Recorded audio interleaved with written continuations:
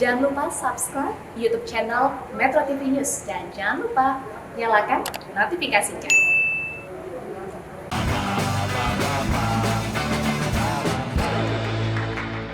Welcome to 15 Minute Show. Kali ini gue menggantikan rekan gue, host yang katanya terkenal, katanya ya. Tahu hostnya siapa? Enggak ya, sama. Gue baca hostnya Wahyu Wiwoho. Emang agak mirip sama gue sih, kacamataan gitu ya. Masih muda juga, stylish juga. Cuman ada bedanya. Rambutnya nih udah putih banget gitu. Ya, kebanyakan nongkrong di tembok orang kaya nih orang. Jadi orang lagi ngechat dia di bawahnya tuh. Itu rambut apa fans Madrid putih. Dan gue denger hobinya nih unik banget. Beda sama laki-laki yang lain. Dia katanya suka skincarean. Ya ampun, laki-laki tuh motoran. Skincarean. Jangan-jangan medi-pedi juga lagi. Nah, ada satu hal yang mengejutkan gue. Karena sebagai laki-laki 33 tahun gue hidup, gue baru denger ini. Ada cowok setrika wajah. Wow, come on, man. Yo, muka lu ke meja, hah? Wah ini udah gak bener nih. Wah gila, kayak sering banget gak gue? Bukan kayak Will Smith, tenang aja Fit, tenang. Gue gak mau marah-marah. Gue berharap beneran lah. Nggak, maksudnya biar viral sekalian gitu kan. Jangan dong. Tapi Fit gini, gue coba tanya sama lo pernah gak sih mencoba memposisikan diri sebagai audiensnya, orang yang di roasting, orang yang dijadiin bahan jokes lo. Kalau lo seorang Will Smith, istri lo disinggung sama Chris Rock, apa yang akan lo lakukan? Ya gue mungkin tersinggung, tapi untuk memukul kayaknya enggak. Itu big no-no lah ya? Big no itu. Enggak lah ya? Enggak. Mungkin lo cegat dia pas keluar dari studio? Ya mungkin gue minta sedikit, mungkin klarifikasi. Atau ya sebagai sesama komedian sih kan kita punya etik ya, tegur aja secara langsung. Apalagi kalau kita punya nomor kontaknya ya, tinggal bilang, sorry bro tadi kayaknya agak sedikit kelewatan deh. Soalnya emang istri gue tuh beneran sakit atau segala macam. Kita jelasin gitu. Tapi nggak di ruang publik? Betul. Dan ini kan nggak terlepas dari soal balik lagi ke riset ya. Riset bagaimana lo menyiapkan bahan lawakan, ya kan, bahan jokes yang berisi cerdas juga, Fit. Gimana lo nyiapinnya? Gue selalu menghindari kata lawakan cerdas ya dari dulu. Kata yang tepat adalah lawakan yang tepat sasaran.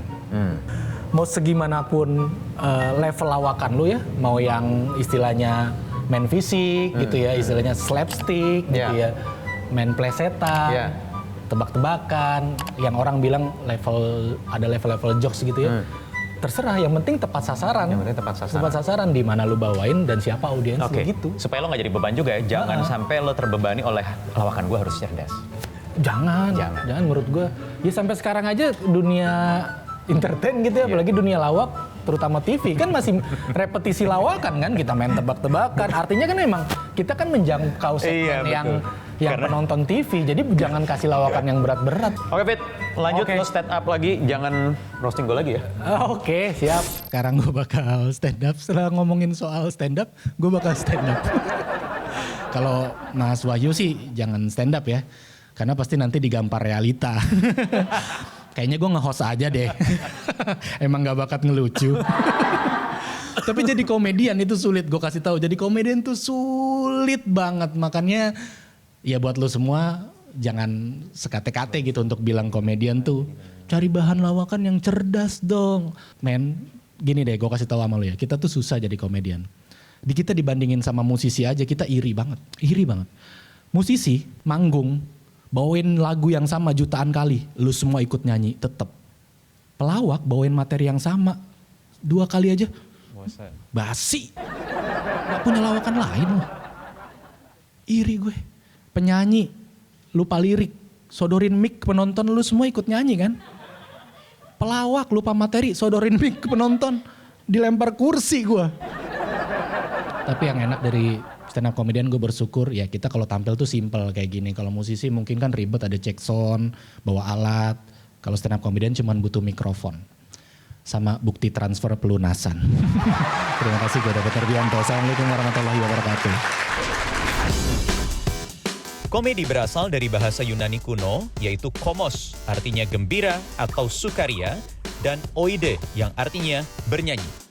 Komedi merupakan salah satu aliran teater di Yunani dan sudah ada sejak abad ke-6 sebelum Masehi. Komedian Yunani yang bernama Aristophanes atau The Father of Comedy kerap menggunakan komedi sebagai wadah untuk berkomentar dan kritik. Targetnya adalah politikus arogan, jenderal perang, serta para intelektual. Komedi terbagi menjadi beberapa jenis, seperti slapstick, yakni merupakan jenis komedi fisik. Slapstick ini mencakup 3 hal utama, yaitu derita, celaka, dan aniaya. Jenis komedi ini digunakan oleh Charlie Chaplin, Mr. Bean juga, Sri Mulat, ingat nggak? Dan juga Warkop DKI. Bantuin dorong mobil gue dulu dong. Suruh tuh wakil direktur kamu. Selain itu ada pula komedi hitam atau dark jokes. Jenis komedi ini berisi lawakan satir dan sindiran yang diangkat dari fenomena keseharian kita, baik isu politik, sosial, dan budaya. Terakhir adalah stand-up comedy. Umumnya stand-up comedy dibawakan oleh satu orang yang disebut sebagai komika dengan cara bermonolog. Seorang komika harus dapat mengobservasi, melihat fenomena sosial, dan menganalisa serta menyampaikannya dengan monolog yang lucu. Nah, nggak cuma dapat lucunya nih, menonton atau mendengarkan komedi juga bisa memberikan kita suatu informasi dengan cara yang unik.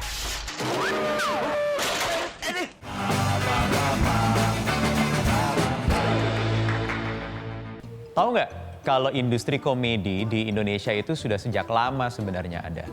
Paling tidak yang tercatat nih ya, dari tahun 1950-an. Ingat nggak? Ada yang namanya Sri Mulat. Atau ada juga Ketoprak misalnya. Itu panggung dunia hiburan off-air, belum masuk ke TV. Yang kemudian memunculkan nama-nama tokoh komedian senior legendaris seperti Asmuni, kemudian Timbul, kemudian ada lagi, kalau favorit saya ini sebenarnya ya, Mas Tesi, yang membawakan gaya-gaya lawakan slapstick. Masuk kemudian di era tahun 70-an, 80-an, kita tahu ada yang terkenal, Warkop. Itu lawakan-lawakan di Orde Baru. Kalau saya sih mungkin membaginya, kalau Sri Mulat itu dulu awalnya Orde Lama, kemudian masuk Orde Baru. Nah ini yang membuat perbedaan. Ketika lawakan-lawakan masuk ke dunia hiburan, itu membawa kritik-kritik sosial, kritik ekonomi, kritik politik juga di situ, tetapi dibalut dengan lawakan yang cerdas, yang intelek. Maaf Kas, udah 2 kali gue dikerjain sama tuh anak. Sadis lu. Jadi kemudian banyak yang menafsirkan bahwa komedian itu adalah orang-orang yang cerdas secara akal karena harus membuat lawakan-lawakan yang itu tadi yang berkualitas. Dan kemudian masuk lagi di era 90-an, 2000-an sampai sekarang kemudian terkenal dengan istilah stand-up comedian yang backgroundnya sebenarnya datang dari Amerika karena sudah di era keterbukaan, sudah era pasca reformasi. Jadi kritik lewat lawakan itu bisa semakin bebas, tidak harus dibalut dengan bahasa-bahasa yang intelek. Tetapi ya semua ada plus minusnya.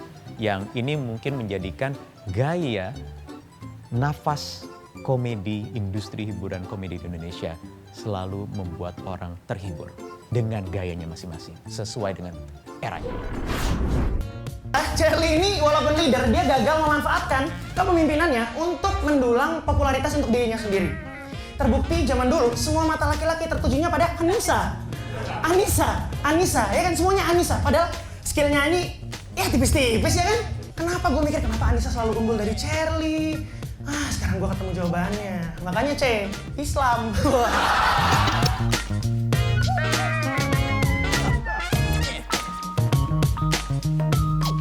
Jada, I love you. G.I. Jane 2, can't wait to see it. All right?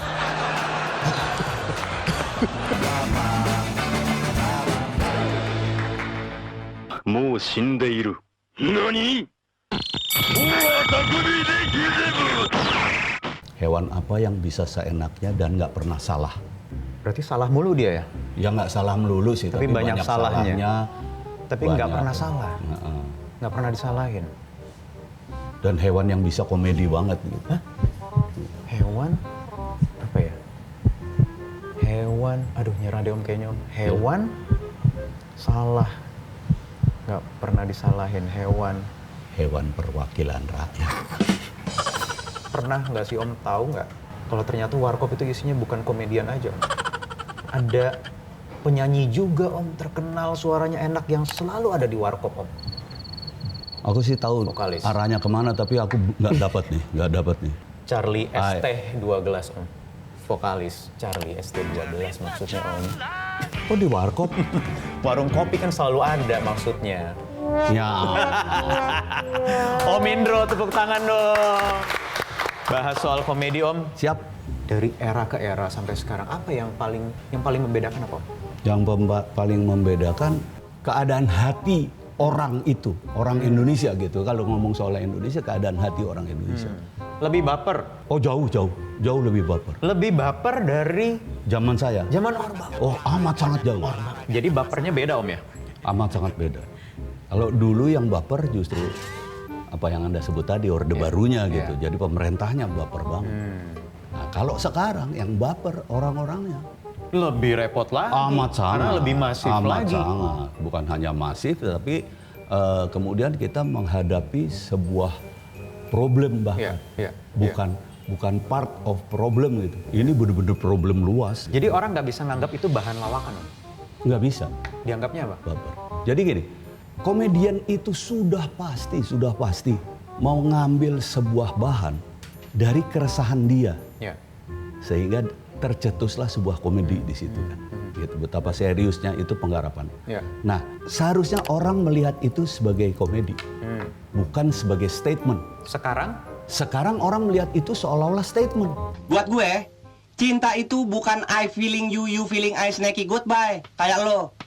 Begitu kotor, main buang ke cucian. Makanya dianggap serius. Iya. Terus kemudian somasi lah bisa. Iya, somasi. Bukan somasi aja malah digeruduk Hukum. langsung. Oh, Hukum rimba. Hukum. Dikit-dikit lapor, dikit-dikit ini itu. Langsung Ya. didatengin Hukum rimba di langsung. jalanan. Hukum rimba di jalan. Gitu. Dulu malah nggak sampai seperti itu. Nggak ada. Dan bisa diakali dalam tanda kutip dengan humor yang cerdas, yang intelektual kalau bahasa Iya. saya. Seperti ya tertawalah sebelum tertawa itu dilarang. Ya karena waktu itu kita mau buat dilarang ketawa gitu aja ya? kok kayaknya Susah. dilarang gitu, dicegah ini kita kan pernah kena cekal kan, cegah tangkal. Jadi kalau buat saya seorang komedian itu adalah orang yang harus cerdas Om. Amat Apalagi sangat sekarang cerdas. ya, Nah, apalagi sekarang Harus amat lebih sangat cerdas. harus cerdas. amat sangat harus Gini, cerdas. makanya saya selalu kepengen ngomong gini. Jadi orang itu sederhana dan berbudaya lah. Karena ketika sederhana kita peka. Nah ini, kadang-kadang kita merasa udah paling top, kita nggak peka. Ya. Ya kan? Terus apa artinya komedi kalau cuma marah-marah doang orang-orang gitu kan? Kayak gitu. Itu kepekaan. Terus berbudaya. Ketika kalian berbudaya, akan berpikir gitu, wah ini nggak bisa nih kalau untuk masyarakat ini. Karena gue menimbulkan gejolak yang nggak enak nih.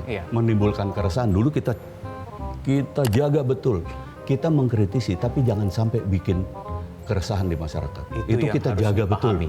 Iya. Dan ini pesannya universal Om sebenarnya, bukan hanya untuk komedian aja, tetapi juga seluruh masyarakat. Iya. Seluruh masyarakat, bukan yang ini komedi aja.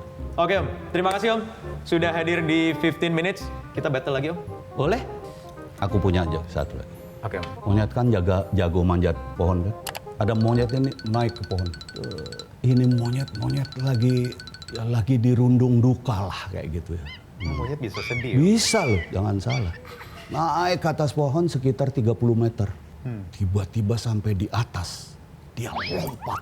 Kayak dongeng ya? Pertanyaannya sebetulnya nggak ada hubungannya sama kesedihan dia. Tapi gini pertanyaannya adalah, yang sampai bawah tanah, apanya duluan?